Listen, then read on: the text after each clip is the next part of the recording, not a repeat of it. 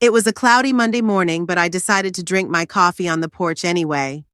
Wrapped in an old wool cardigan, I watched the wind whip fallen leaves across the yard of my house in the quiet Williamsburg neighborhood. The house Owen and I had lived in for 37 years, a house that now seemed too big and empty for me alone. A phone call broke the silence, and I immediately recognized Lionel's number. My son rarely called just to chat. Usually he had some purpose or another rational suggestion for improving my life. "Good morning, Lionel." I tried to keep my voice upbeat and energetic. The last thing I needed was his comments about me sounding depressed or weak. "Mom, are you up yet?" I could hear the usual impatience in his voice. "I wanted to stop by your place this afternoon. There are some things we need to discuss." "What matters, dear?" I asked, already anticipating an unpleasant conversation. "Just financial matters. Nothing urgent." His tone said the opposite. "I'll be at your place around 2. He hung up without waiting for my answer. I sighed and took another sip of cold coffee. In my 67 years, I felt like a healthy and sane woman. But my son, who had recently turned 42, seemed to think otherwise. Since Owen's death 5 years ago, Lionel had started treating me differently. At first it was small things. He spoke louder and slower as if I were suddenly deaf or unable to understand English. Then he started explaining to me the simplest things. How to use an ATM, how to fill out checks, how to set an alarm clock. All of which I had been perfectly capable of doing for the last 50 years. I got up and went into the house. I needed to clean up before my son's visit. Sometimes I thought I had to look immaculate so he wouldn't find another reason to worry about my condition. My house had always been my pride. A 2-story, 4-bedroom house with a spacious kitchen and a garden that I tended personally. Owen and I had bought it when the children were 5 and 7, Iris and Lionel respectively. So many memories were held by those walls, but every year after Owen left, the house grew emptier and more droning. As I made my bed, my gaze fell on the picture on my bedside table. Owen and I on our 30th wedding anniversary. His eyes looking up at me from the picture were full of the same tenderness as the day we first met. "Rose, you are the strongest woman I know," he often told me. I wonder what he would say when he saw how his son was now treating me. At exactly 2 o'clock in the afternoon, the doorbell rang. Lionel was always punctual.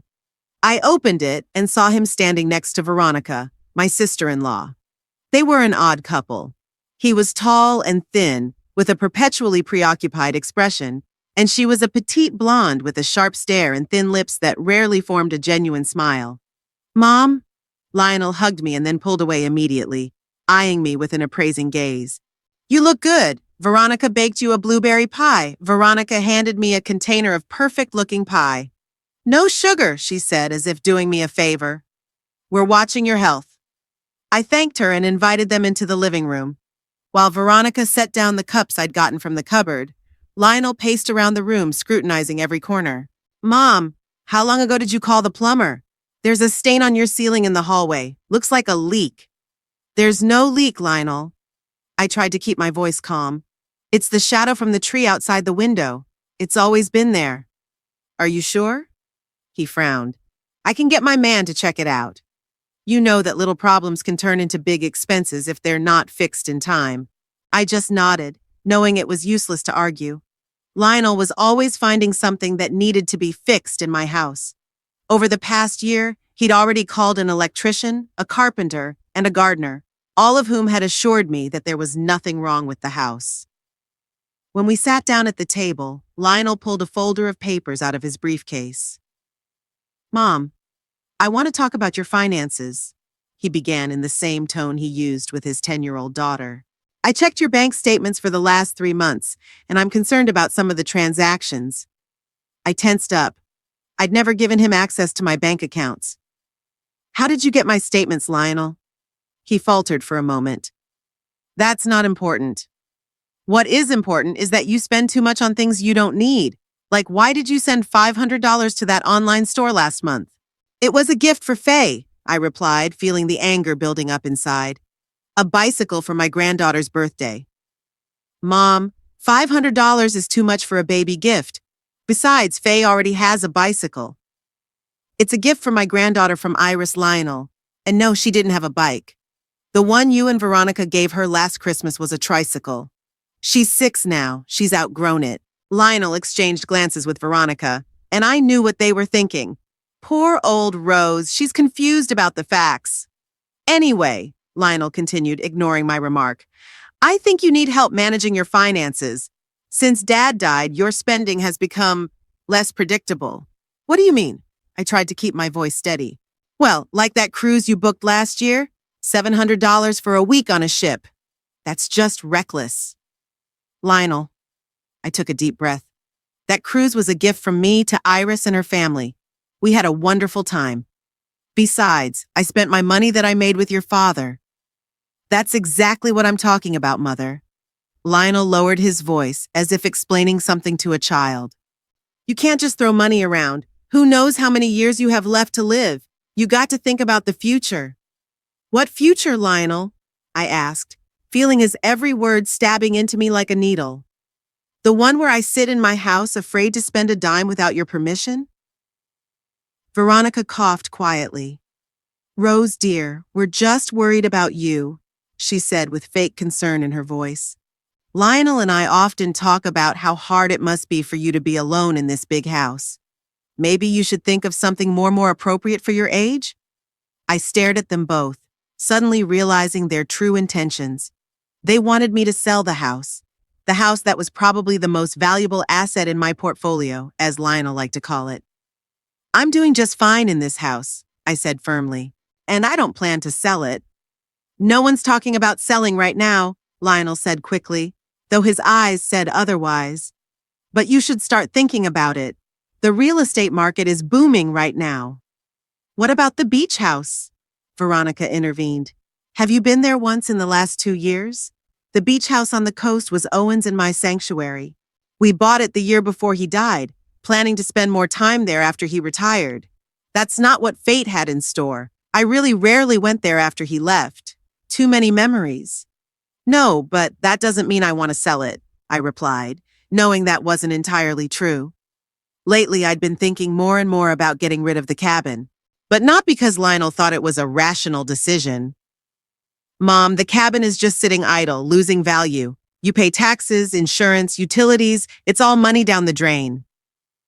I'll think about it, I said, knowing it was the only way to close the subject. Lionel nodded, satisfied that his words were having an effect, at least outwardly. There's something else. He pulled another document out of the folder.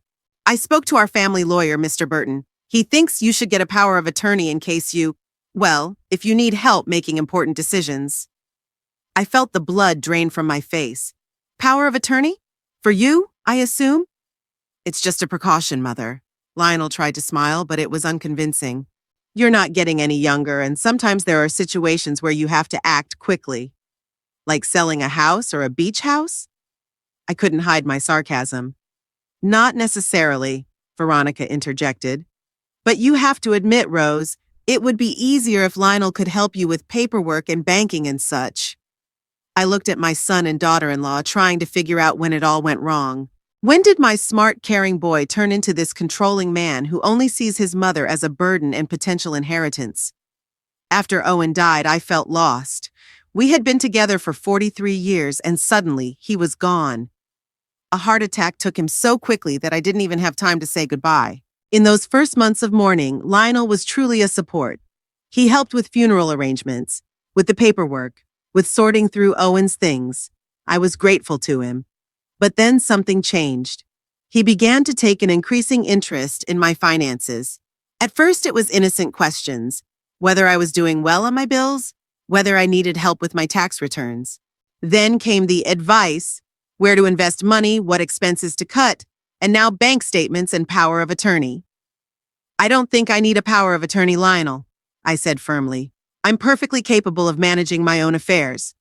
Mom, it's just insurance, he insisted. No one's saying you can't make decisions, but what if you get sick? What if something happens to you? Then I'll contact you, I replied. Or Iris. Lionel's face tensed slightly at the mention of my daughter. He'd never hidden his opinion of Iris's life choices, as he'd called them. Choices that had led her to a humble life as a gardener in a botanical garden instead of the corporate career he thought was the only worthy one. Iris, he snorted. Mom, she's barely managing her finances. How can she help you? Iris is doing fine with her life. I felt a wave of anger rising. She's happy. Can you say the same? Lionel looked as if I had slapped him. Veronica put his hand on his shoulder for support. We're not here to discuss Iris, she said coldly. We're talking about your well-being, Rose. No, you're talking about my money. I stood up from the table. And I think we should end this conversation. Lionel stood up too, his face flushed with restrained anger. Mom, you're being irrational. I'm trying to help you. I didn't ask for help, Lionel, I said quietly. And I certainly didn't give you permission to check my bank statements. How did you get access to them in the first place? He faltered for a moment, then mumbled something about Mr. Burton helping him. Minus Mr. Burton had no right to give you information about my accounts without my consent. I felt my resolve growing inside. I'll call him tomorrow. There's no need to bother him, Lionel said quickly. I was just trying to make sure you were okay. You so rarely share the details of your life with me. Because it's my life, Lionel, I met his gaze, and I'm going to live it as I see fit. The rest of their visit passed in a tense atmosphere. Veronica pretended to enjoy her tea, and Lionel flipped through some magazine, pretending not to be seething with anger. Half an hour later, they left, leaving an untouched blueberry pie and a promise to continue this conversation later. When the door closed behind them, I leaned my back against it and took a deep breath. My heart was pounding like it had after a marathon. I wasn't used to confronting Lionel. Usually, I just nodded and agreed to avoid conflict. But something was different today. Maybe it was the attempt at proxy or his condescending comments about Iris, or just the cumulative effect of years of putting up with his controlling behavior. I walked to the living room and picked up a picture from the mantelpiece. It showed Owen and me on the day we bought our house. We looked so young, so full of hope. What would you do, Owen? I whispered, running my finger over his smiling face. I already knew the answer. Owen had always encouraged me to be strong and independent. You're not just my wife, Rose, he often said. You're a separate person with your own dreams and desires. Don't ever let anyone, not even me, tell you how to live your life. The next morning, I woke up with an unexpected sense of lightness. The previous day, despite the unpleasant conversation with Lionel, had awakened a long-forgotten resolve in me. Over my morning coffee, I was looking through my day planner when I noticed an entry for an upcoming visit to Iris. My mood instantly improved. My daughter Iris was the complete opposite of her brother. Where Lionel was calculating and ambitious, she was spontaneous and enthusiastic. Where he sought material success, she sought harmony and joy in simple things. Although I loved both of my children, in recent years it was my interactions with my daughter that were the source of real warmth for me. I packed quickly and decided to go to her earlier than planned. Visiting Iris always lifted my spirits, and today I needed that boost of positive energy. The spring botanical garden where my daughter worked was a 20-minute drive from my house. As I parked my car and entered through the main gate, I was greeted by the familiar scent of flowering plants and moist earth. I knew I would find Iris in the rose garden. It was her favorite part of the garden, and one she tended with special affection. And indeed, there she was, bent over a rose bush, carefully trimming the wilted buds. In her wide-brimmed straw hat, gardening gloves, and simple linen dress, Iris looked so natural and peaceful that my heart filled with pride. Her blonde hair, gathered into a simple ponytail, glowed golden in the morning sunlight. "Mom!" she exclaimed when she saw me. "You're early today!" She took off her gloves, rose from her knees, and hugged me. She smelled of earth, roses, and something fresh that I always associated with youth. "I thought I'd catch you at work," I smiled. "Do you mind?" "Of course not. I'm just finishing up this section. Wait a minute and we can go for tea." I sat down on the nearest bench and watched how deftly and confidently Iris handled the garden tools. Her movements were full of love and years of experience. It was hard to believe that Lionel had once scoffed at her decision to become a gardener. "How can you spend 4 years in college only to end up digging in the dirt?" I remember him saying this after Iris announced her choice of profession. I couldn't find anything to say back then. I just pressed my lips together. Now, looking at my daughter, I could see how right she was to follow her vocation. A few minutes later, Iris finished her work, put the tools in the basket, and taking off her hat, came to me. "Come on, Mom! We have fresh blueberry pastries in the cafeteria today." We walked through the garden to the small cafeteria located near the exit. Iris was her own person here. The staff greeted her by name, and visitors often stopped to ask her questions about this or that plant. As we settled at a table in the corner with cups of herbal tea and blueberry muffins, Iris looked at me carefully. "Is something wrong, Mom? You look like you've decided something for yourself." I've always marveled at her ability to read my emotions. While Lionel seemed to see only what he wanted to see, Iris always noticed what was lurking beneath the surface. "Lionel came by yesterday," I sighed, "with Veronica." "Oh," Iris frowned slightly. "What did they want this time?" I told her about the conversation, about Lionel's attempt to get power of attorney, about his persistent offers to sell the house and the beach house. Iris's face grew more and more serious with each word. "This is out of line, Mom," she said when I finished. "He has no right to interfere in your life like this." "I know, and yesterday was the first time I really let him know it." Iris raised her eyebrows in surprise. "You did? What did you say?" "That it's my life and I'll live it as I see fit." I felt a surge of pride, remembering my firmness. Iris reached out and squeezed my palm. "I'm proud of you, Mother. I know how hard it is for you to stand up to Lionel.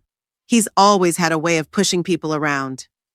We finished our tea, and Iris suggested we walk to the greenhouse, where she wanted to show me her new orchid collection. On the way, we discussed the minutiae of everyday life, her work, my classes, the latest news. "How are Brad and Faye?" I asked as we entered the warm, humid atmosphere of the greenhouse. Iris's face brightened at the mention of her husband and daughter. "Great! Brad is working on a big project right now, the electrification of a new industrial complex on the outskirts of town.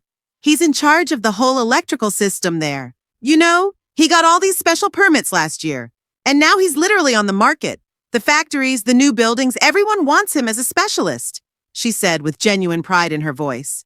"And Faye, she won the school science competition last week. Just like me, she loves plants." I smiled as I pictured my granddaughter concentrating on studying leaves or flowers for a school project. "I need to come visit you all," I said. "I haven't seen Faye and Brad in a while." "Actually," Iris stopped in front of a display case of purple orchids, but she wasn't looking at the flowers. She was looking at me. "I wanted to invite you over for dinner tonight. We have some news we'd like to share with you." There was an excitement in her voice that intrigued me. "Of course I'd love to come. Something good, I hope?" "Very," Iris smiled mysteriously.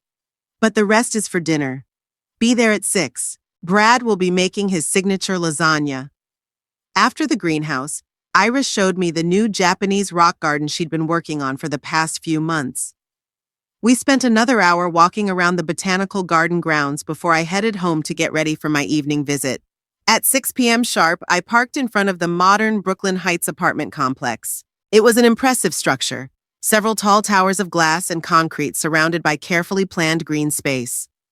Iris and her family had recently taken out a mortgage on an apartment here, and I hadn't quite gotten used to the idea that my daughter, who had chosen such an unprofitable profession as a gardener, was living in one of the city's most prestigious neighborhoods. Faye met me at the front door. My granddaughter literally flew out the door as soon as she saw my car. "Grandma!" She rushed to me, wrapping her arms around my waist. "Come quickly, Daddy is making lasagna, and I helped with the salad." I hugged my granddaughter, marveling at how fast she was growing up. At 6, Faye was a carbon copy of Iris at the same age, the same lively brown eyes, the same blonde hair, the same energy running through her. We took the elevator to the 10th floor, and Faye led me down the hall to apartment number 1004. As soon as the door opened, the scent of Italian spices and freshly baked bread enveloped me.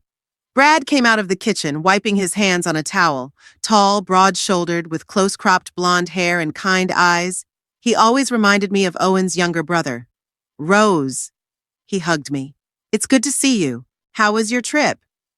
Fine, thank you, Brad. It smells delicious. I hope it tastes good, he grinned. Faye, show Grandma your new drawings while I finish dinner. Faye pulled me into the living room, where a gallery of children's drawings was spread out on the coffee table. While my granddaughter enthusiastically explained to me what was on each sheet, I looked around the apartment. It was a spacious, bright two-room apartment with panoramic windows overlooking the city park. Modern furniture, minimalist design, but lots of personal touches, family photos, books, small souvenirs from travels, children's crafts, live plants in every corner.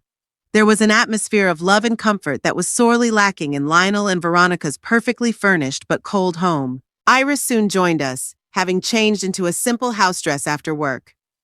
Faye, go wash your hands before dinner, she said to her daughter, then turned to me. Thanks for coming, Mom. Brad and I can't wait to tell you our news. Over dinner, which was really great, Brad's lasagna deserved all the credit. The conversation was casual. Faye talked about school, Brad joked about his fellow electricians, Iris shared stories about visitors to the botanical garden.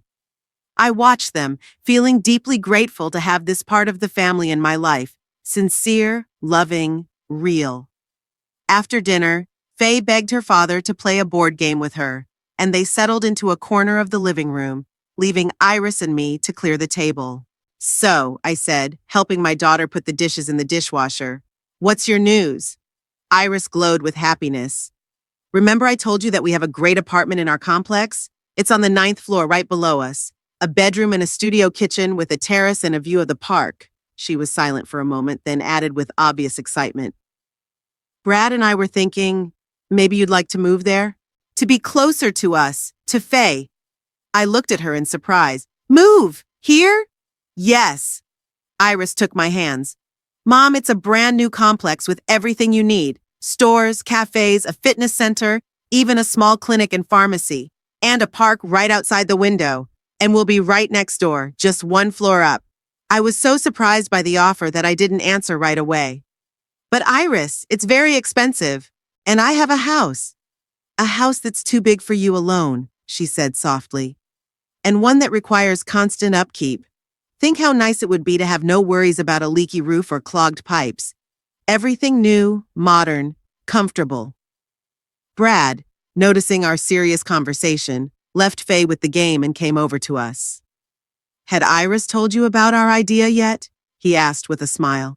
Rose, this really is a great place. I've seen this apartment. It's not as big as ours, but it's very cozy and thoughtful. A real gem. But how can I afford an apartment like that? I asked. Even if I sell the house? The house and the beach house together are worth a lot more than this apartment, Brad explained. You could buy it without a mortgage and still have money left over. I thought about it. I'd resisted the idea of selling the house before, especially when Lionel had suggested it. But now, when the offer was coming from Iris and Brad, and it wasn't just selling, but starting a new chapter with a part of the family that really appreciated me, it sounded tempting. Let me show you. Iris pulled a glossy booklet from a cupboard drawer and spread it out in front of me. The pages showed modern, bright apartments with panoramic windows, stylish furniture, and beautiful views. Then she showed me a plan of the apartment complex with a park, a pond, bike paths, cafes, stores, and all sorts of amenities. And here is our apartment, she pointed to a floor plan. And here's the one on the 9th floor we're talking about. I studied the booklet, and with each page the idea seemed more and more attractive. Living in a modern apartment without the worries of maintaining a big old house. Being close to Iris, Brad, and Faye, to have access to all the infrastructure of the complex. And, importantly, to dispose of my property as I choose, not at Lionel's behest. That's very tempting, I admitted. But I need time to think about it. It's a big decision. Of course, Mother. Iris hugged me. We just wanted you to know about the possibility. Brad and I have been thinking about it ever since we saw the ad for that apartment. Imagine how great it would be. Faye could come over after school. We could have dinner together, go to the park. And no Lionel telling you what to do and how to do it, Brad added with a slight chuckle. Faye wrinkled her nose when she heard her uncle's name. Uncle Lionel is always so serious, she said with her usual childlike candor. And Aunt Veronica never really smiles. Faye, Iris tried to make a stern face, but I could see she was laughing hard. Don't talk about relatives like that. But it's true, Faye insisted. Grandma, if you live near us, we can see each other every day. Looking at my granddaughter's enthusiastic face, I felt something warm blossom in my chest. Maybe this really is what I need. A new beginning, next to people who truly love me. Not for what I can give them, but just for what I am. I'll seriously consider your offer, I said, and it was true. And I'll call a realtor tomorrow to see what my house and beach house might be worth. Iris glowed, and Brad nodded approvingly. The rest of the evening passed in a warm family atmosphere. Faye and I played a game of chess. I gave in, letting her win. Brad showed pictures of his new project, and Iris shared her plans for a small garden on their patio. When it was time to leave, I had a lightness and peace of mind like I hadn't had in a long time. On the way home, I couldn't stop thinking about Iris's proposal. The Brooklyn Heights apartment complex really looked impressive. Modern, comfortable, and well-developed infrastructure. To live close to my daughter and granddaughter, to see them every day, to be a part of their lives. This thought filled me with joy. And yet, the decision to sell the house where I spent most of my life with Owen was not an easy one. So many memories, so many stories were held within those walls. But maybe it was time to move on, to start a new chapter, leaving the past behind, keeping only the memories in my heart. The next morning, I called Hugo Prescott, the realtor Owen and I had worked with when we bought the beach house.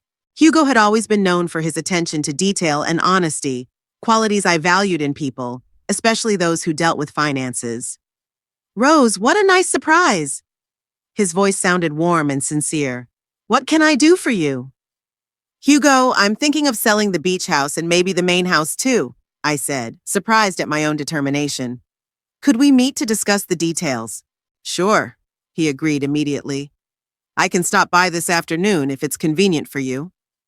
We arranged to meet at 2 o'clock, and I spent the morning getting the paperwork together for both houses and the car.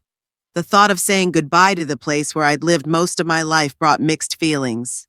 But every time the doubt started to overwhelm me, I remembered Faye's face as she talked about how great it would be to see each other every day, and my resolve returned. At exactly 2 o'clock, Hugo's car pulled up. Accuracy had always been one of his strong points. I made tea and cookies, and we settled into the living room. So, Rose, tell me more about your plans. Hugo pulled out a notebook and pen, ready to take notes. I told him about Iris's offer to move to Brooklyn Heights, the 9th floor apartment, and my desire to start a new chapter in my life. Brooklyn Heights is an excellent choice. Hugo nodded approvingly. It's one of the most prestigious new developments in the city. The quality of construction is top-notch, and the infrastructure is excellent. What do you think of my idea to sell both houses and my car? I asked. Would I get enough to buy an apartment there? Hugo tapped his pen thoughtfully on his notebook. Let's do the math. The real estate market is booming, especially for a property like your beach house. Close to the water, good condition, it's very valuable. Your main house is in a great neighborhood too, and despite its age, it's well maintained. As for the car, how old is it? 5. I answered. But the mileage is low and I rarely drove it long distances. Hugo made a few notes, then looked up and smiled. Rose, I'm pretty sure the proceeds from the sale will more than cover the cost of the Brooklyn Heights apartment. Even with all the taxes and fees, you'll have a decent amount of money left over. Something inside me relaxed. It was one thing to dream about moving, but it was another to know that it was financially possible. Okay, I nodded. Where do we start? I suggest we start with the beach house, Hugo said.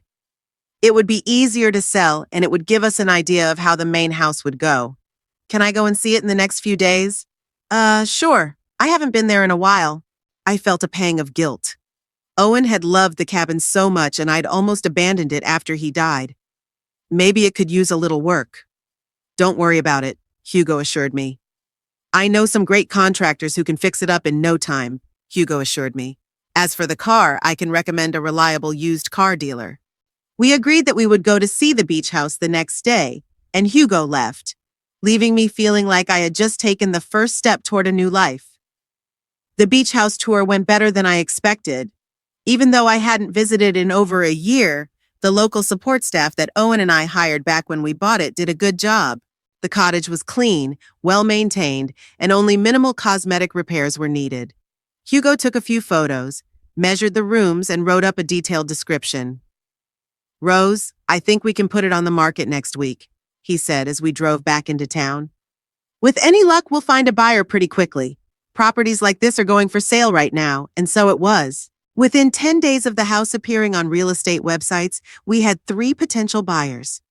The young couple who eventually made the best offer fell in love with the house at first sight.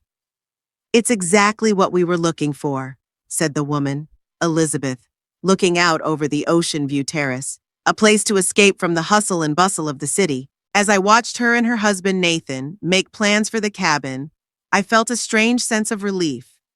This cabin deserved to have laughter again, to be filled with life and love. Owen would be pleased. The beach house deal went smoothly and quickly. Elizabeth and Nathan paid even more than we had originally asked for. So much did they like the place. My car also sold for a good price. As Hugo had predicted, the low mileage and excellent condition made a difference. The main house was a little more complicated. Despite its prestigious neighborhood and spaciousness, its age and style limited the range of potential buyers.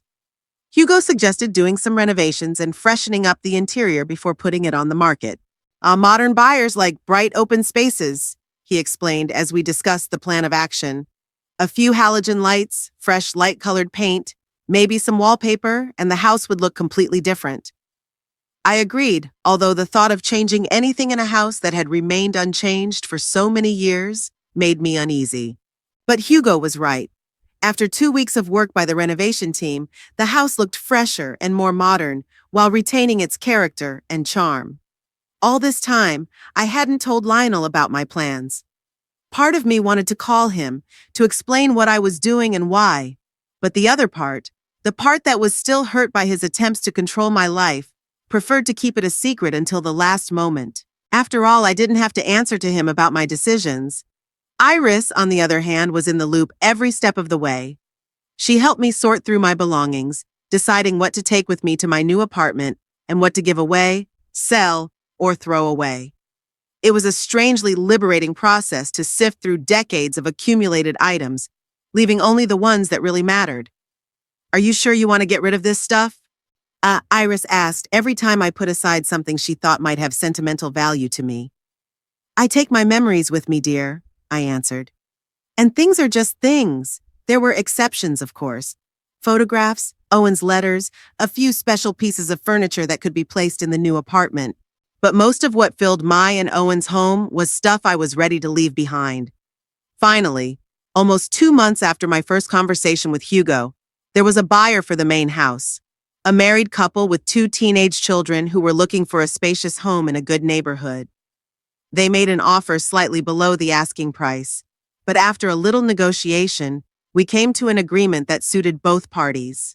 "Congratulations, Rose," Hugo said as we signed the final papers.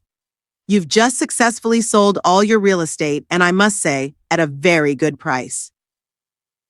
I felt a strange mixture of emotions: relief, excitement, a slight sadness, and above all, a sense of freedom. For the first time in years, I was completely free from the obligations and responsibilities of home ownership. It was frightening and exciting at the same time. The next day, Hugo and I went to the Brooklyn Heights sales office to discuss the purchase of the condo Iris had suggested. Iris herself joined us, taking a day off from the botanical gardens. "Minus Ms. Holloway, Mr. Prescott, we are pleased to welcome you." The sales manager, an elegant woman named Vivian, greeted us in a spacious office with panoramic windows overlooking the complex. "I understand you're interested in apartment 902? "Yes," Iris confirmed. "My mother is considering moving to Brooklyn Heights, and this apartment is perfect. It's 1 floor below ours." Vivian smiled. "That's a great choice. This apartment is one of our gems. Compact but very functional, with a beautiful view of the park. Would you like to see it now?" We walked through the manicured grounds of the complex to the building where the apartment was located.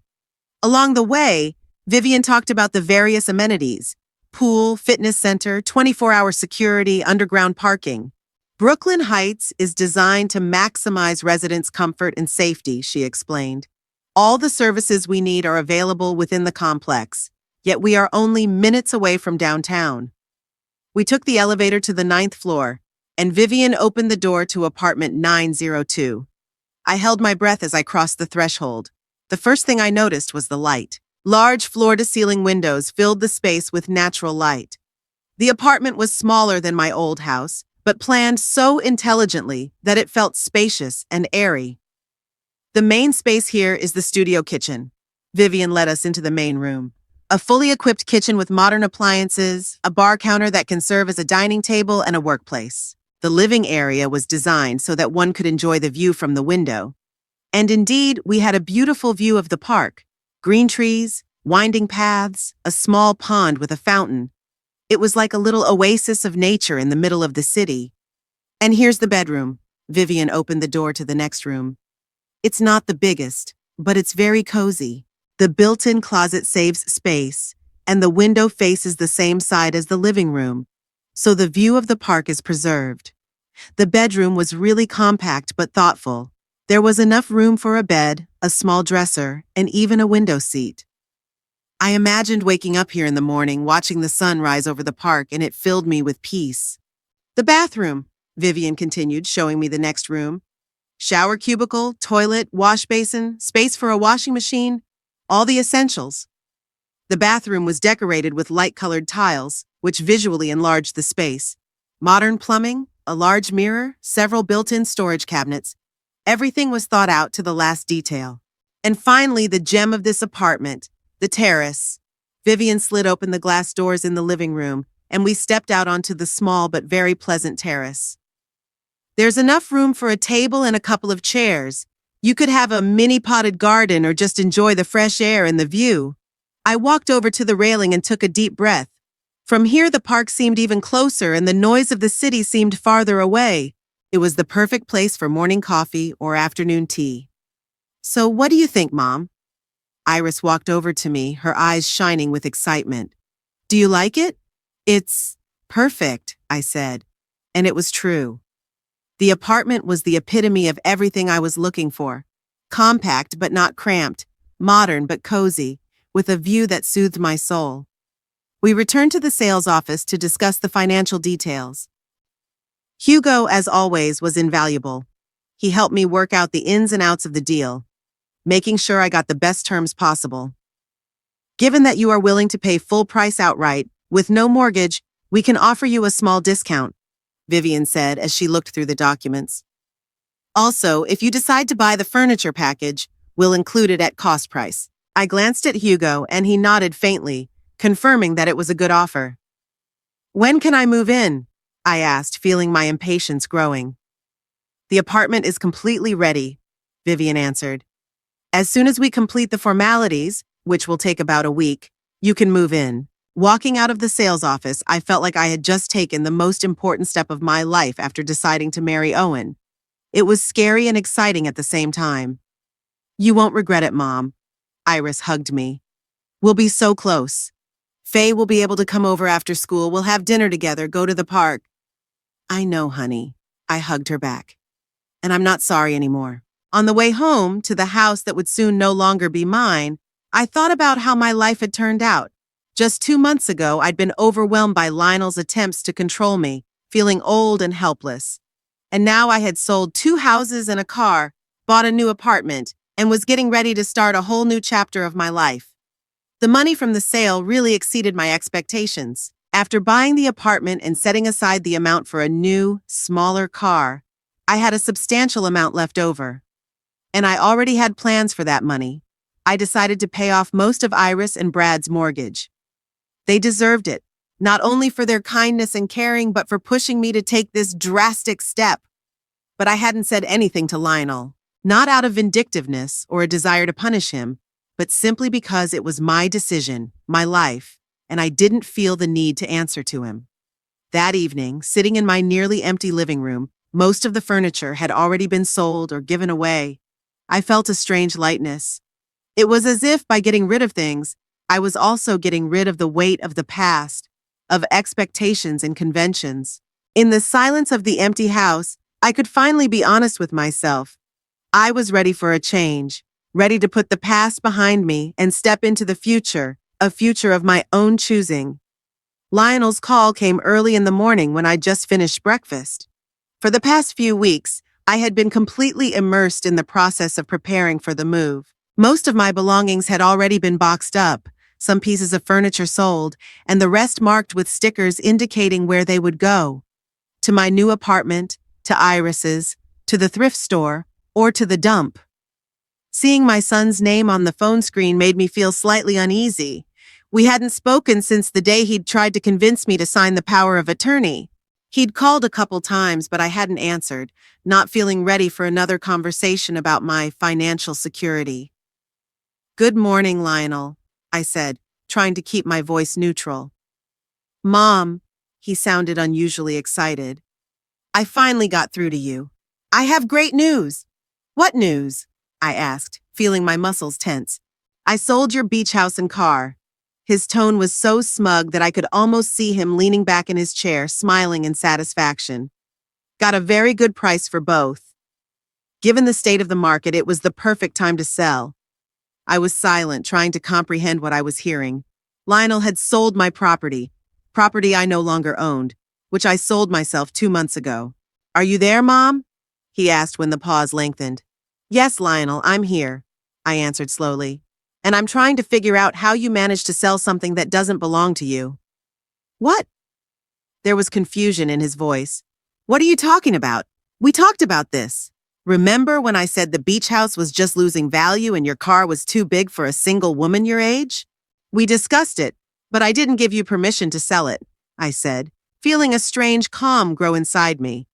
"And more importantly, I sold both the house and the car 2 months ago." There was a long pause.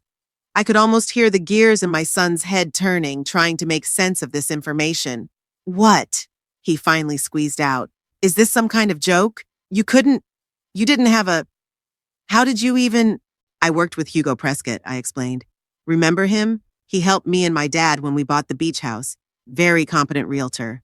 But... Lionel seemed speechless. "Why? Why didn't you consult me?" "Why didn't you consult me before you sold my property?" I asked back, and my voice was calmer than I expected. There was another pause. "Mom," Lionel finally said, his tone changing to the condescending tone I hated so much. "I know you're upset, but I was only acting in your best interest. Now tell me seriously, did you really sell the house and the car? Or was it just, fantasy?" I felt anger rising inside me, but I forced myself to remain calm. "If you don't believe me, Lionel, call the registry office or the transit authority. They'll confirm that neither the cabin nor the car are registered in my name anymore." There was another pause, but this time I could hear Lionel breathing heavily. "Mom," his voice became strained. "If this is true, we have a serious problem. I've already gotten the money from the buyers, the full amount." "Then you do have a problem," I agreed. "Because you sold something that didn't belong to you or me." "I need to come over," he said suddenly. "We need to discuss this in person. I'll be there in an hour. With Veronica." He hung up without waiting for my answer. I slowly put the phone down on the table, feeling a strange mix of emotions, anxiety, anger, but also some kind of perverse satisfaction. For the first time in a long time, Lionel was facing the consequences of his controlling behavior. I called Iris and briefly recounted the conversation with Lionel. "Oh my God, Mom!" She couldn't contain her laughter. "He really got himself into a mess, didn't he?" "I'm afraid so," I replied, feeling slightly guilty for finding the situation a little amusing. "He's on his way here with Veronica. He'll be here in an hour." "Do you want me to come?" Iris asked. "For moral support?" I thought for a moment, but then shook my head, even though she couldn't see it. "No, darling. I think I'm better off handling this on my own. But thank you for the offer." Exactly an hour later, when I had finished packing the last of the books, the doorbell rang. Lionel stood on the threshold, pale and tense, with Veronica behind him, her face a mixture of irritation and worry. "Come in," I said, stepping aside. They walked into the living room and stopped, looking around at the half-empty room littered with boxes. What's going on in here? Lionel asked, his voice higher than usual. I'm moving in, I answered simply. Have a seat, if you can find one. I've already sold most of the furniture. They settled awkwardly on the couch, which I'd left behind because it didn't fit in with the decor of my new apartment. I sat down in the chair across from them and folded my hands in my lap, waiting to see what they had to say. Mom, Lionel began, clearly trying to be reasonable. I think there's been a misunderstanding. I was just trying to help you. The beach house needed maintenance. The car was too big. I found great buyers, got a good price. All for your own good. For my own good. I said it again. Lionel, you sold my property without my knowledge or consent. How can it be for my own good? You're getting older, Mom. He grimaced slightly as he said it. It's hard for you to make good financial decisions. I just wanted to save you the stress of the process. Lionel, I stepped forward, looking him straight in the eye. I'm 67 years old. I don't suffer from dementia or any other condition that would affect my ability to make decisions. I am quite capable of managing my finances, as evidenced by the fact that I have successfully sold both the beach house, my car, this house, and bought a new apartment, all without your help. You sold the house? Veronica spoke for the first time, her eyes widening in surprise. Yes, I nodded. 3 weeks ago. The new owners move in 2 weeks. Where are you going to move to? Lionel asked, his voice shaking with barely contained anger. Brooklyn Heights. I couldn't help the slight smile as I watched his eyes widen in surprise. A lovely apartment on the 9th floor overlooking the park. The floor below Iris and Brad's apartment. Brooklyn Heights. Veronica seemed shocked. But it's one of the most expensive new developments in the city. Indeed, I agreed. But selling the 2 houses and the car had brought in a good amount of money. More than enough to buy an apartment without a mortgage and some other expenses.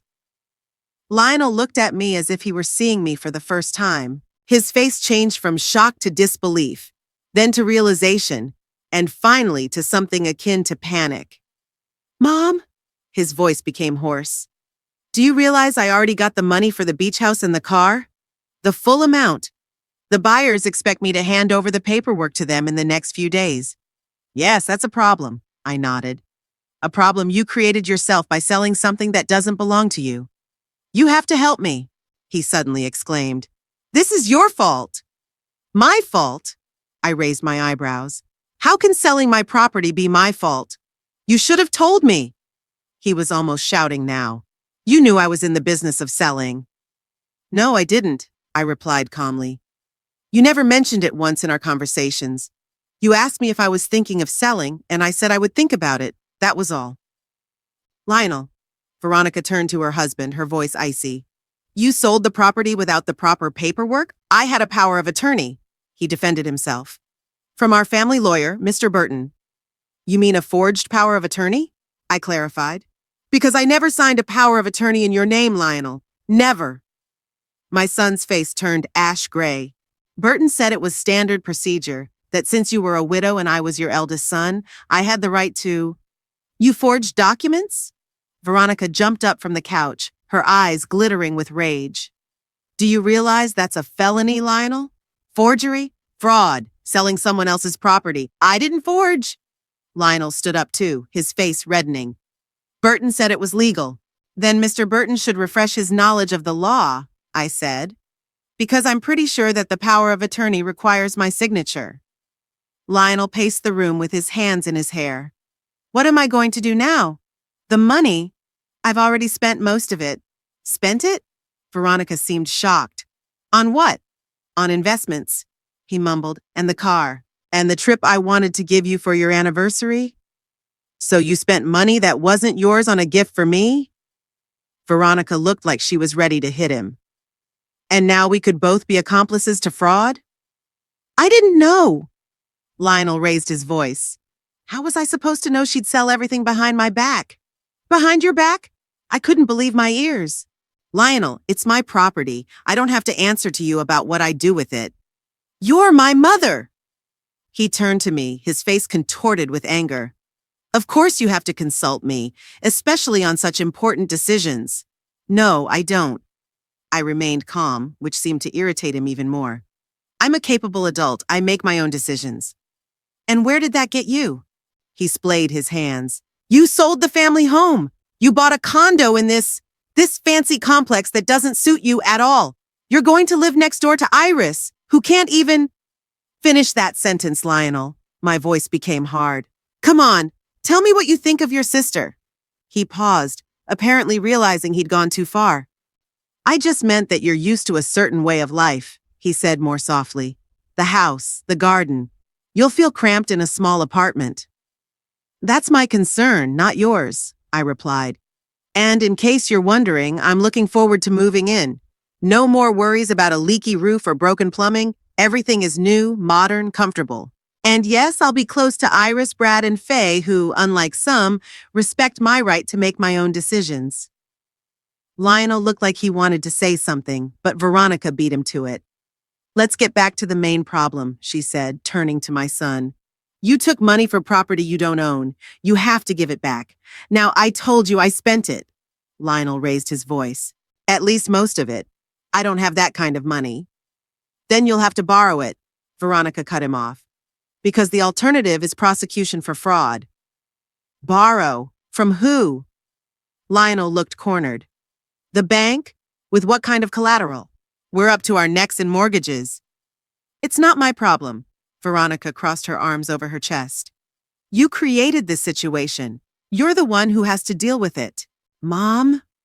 Lionel turned to me, his tone suddenly changing to pleading. You have to help me.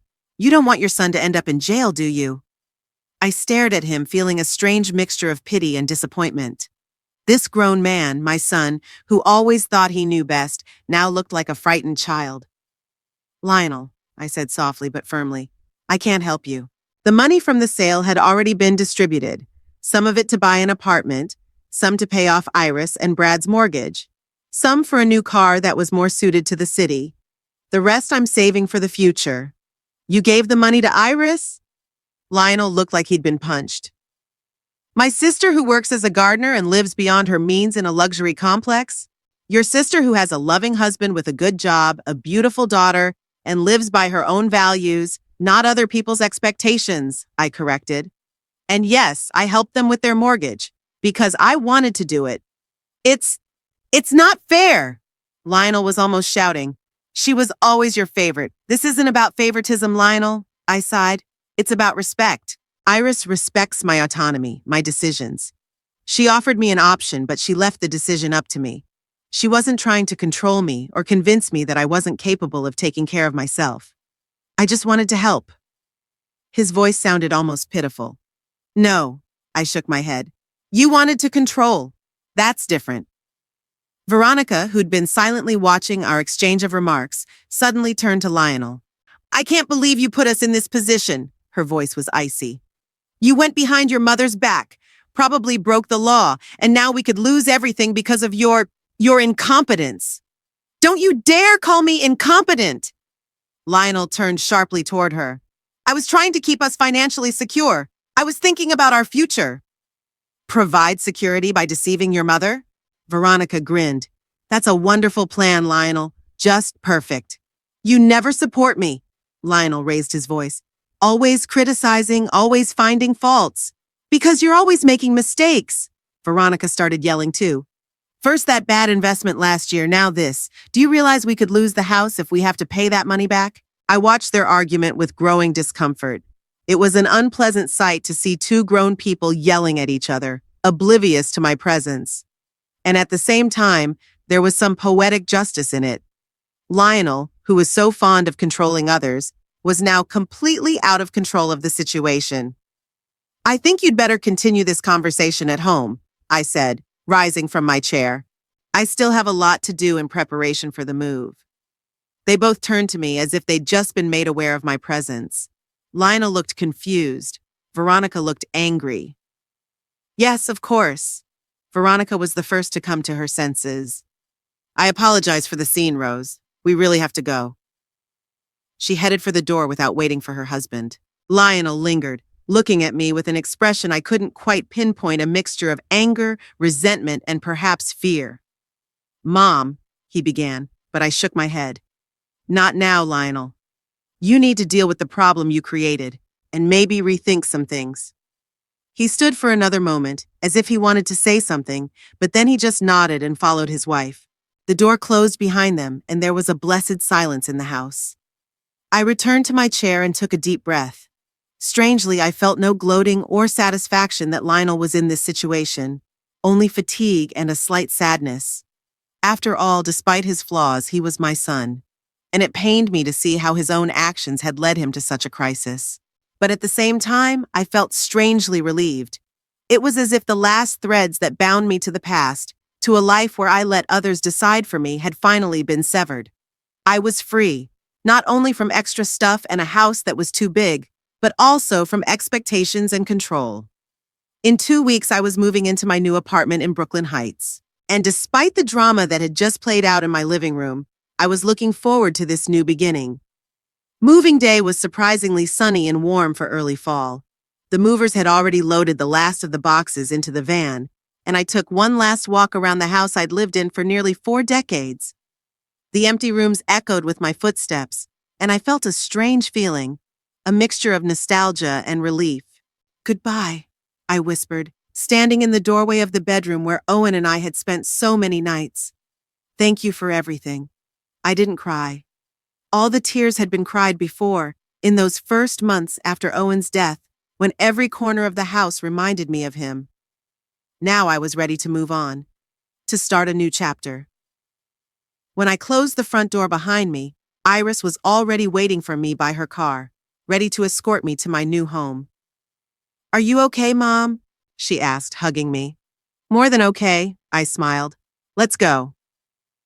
Brooklyn Heights welcomed us with activity people strolling along the park's paths, sitting in sidewalk cafes, exercising on the sports fields. The place pulsed with life, and I felt a surge of energy just being here.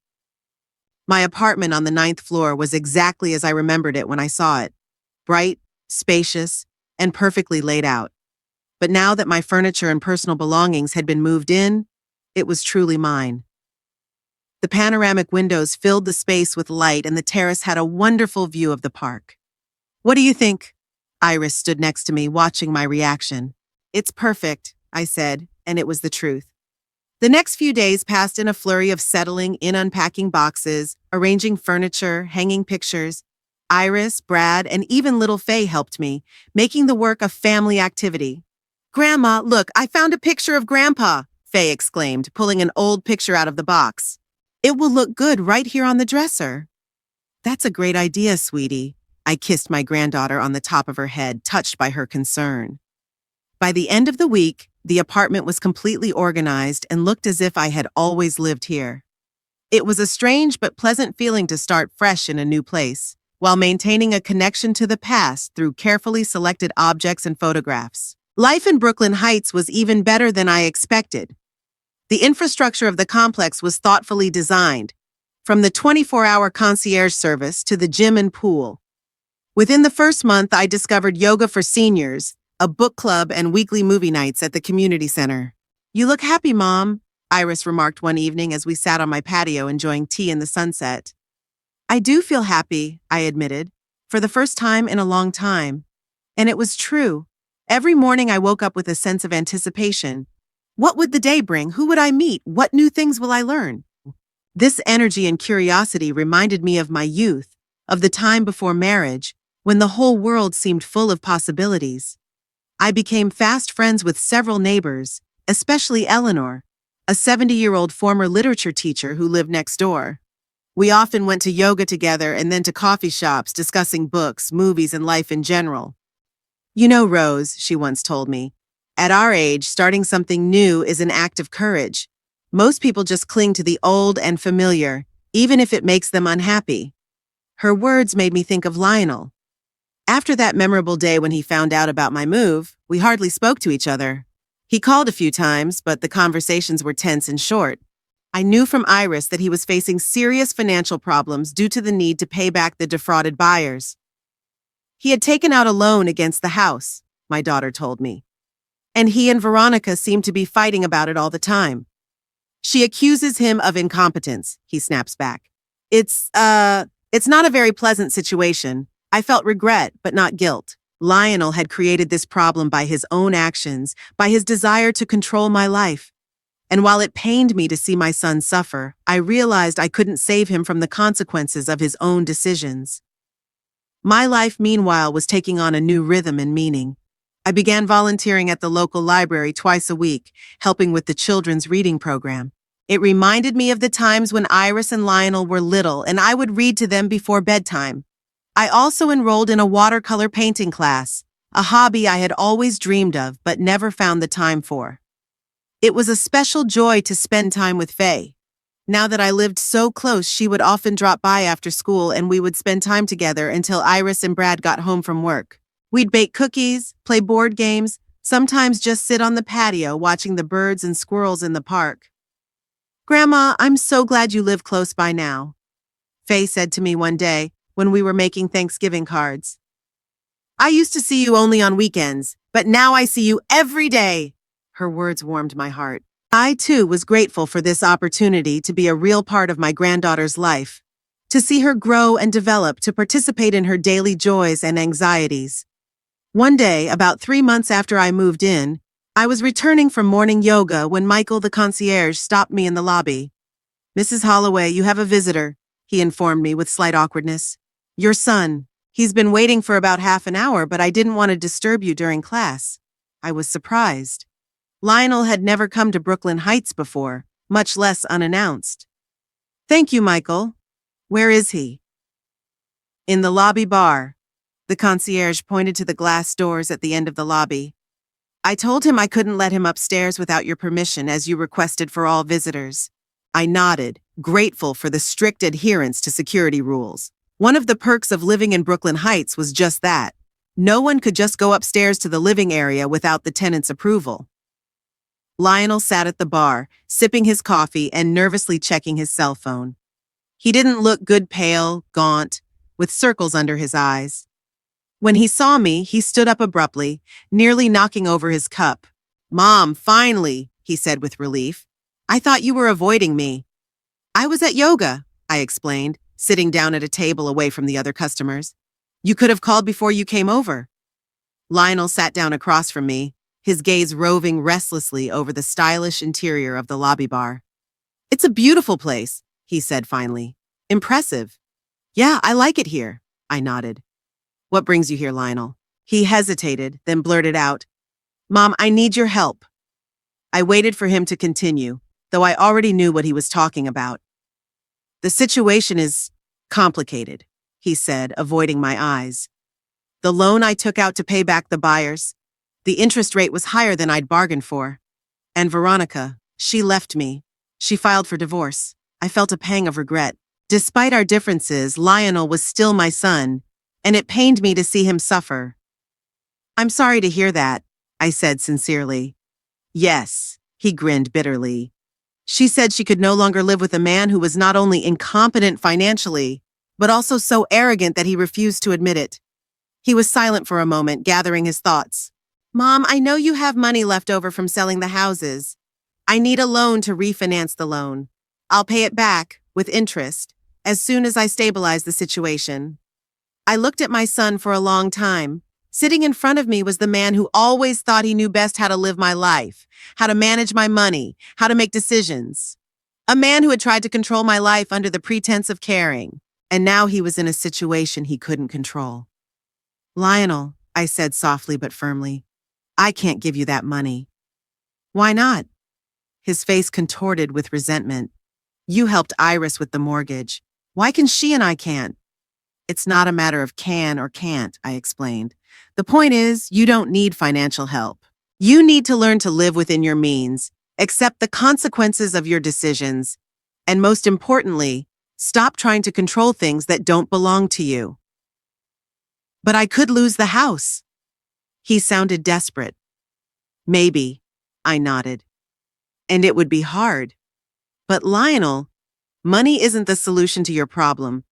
Your problem is much deeper than that. And the only person who can solve it is you."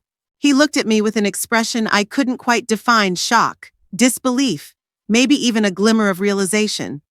"I am your son," he said at last. "Shouldn't you be helping me?" "I am helping you. I answered. By not letting you escape the consequences of your actions. Sometimes the greatest help is to let a man find his own way out of a situation he's created. Lionel sat in silence, staring into his nearly empty cup. Then he stood up, pulled on his jacket.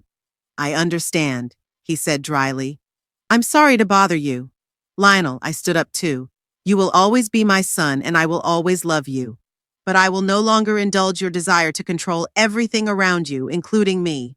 When you're ready for a relationship based on mutual respect, I'll be happy to see you. He nodded without looking at me and headed for the exit.